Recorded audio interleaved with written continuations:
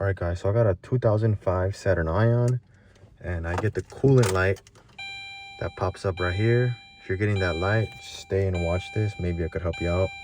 First thing you want to do is check your coolant reservoir, which I'm going to show you, but I'm going to do a couple of other tests, but you need to have the ignition on for this to work. So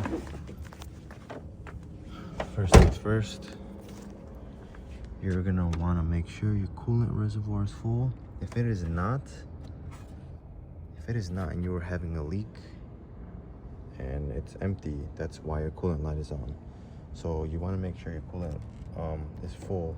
But if your coolant is not full, if your coolant is full, then you could do a couple of other of these tests. So first thing you want to do, if you have a test light, of course you can check some of these. So light turns on both sides, you're good. But specifically this third one right here is for the coolant switch.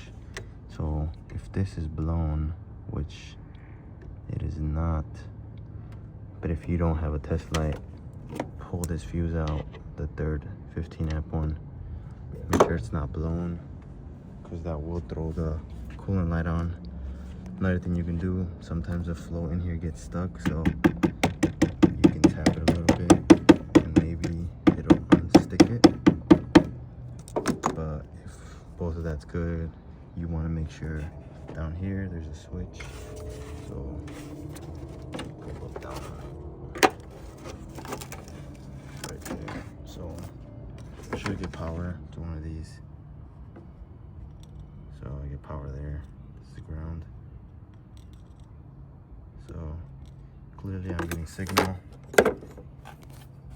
So I'm clearly getting signal. So those are a couple things you could check before you start replacing stuff. I just wanted to give you guys a quick guide, and make sure your ignition's on while you're testing this, because you're not gonna get any power. But yeah, you could try those couple of things before you start replacing any stuff. It could just be your sensor just went bad, but I'm pretty sure most of the time you have to replace the whole thing, or maybe you can get away with just the sensor.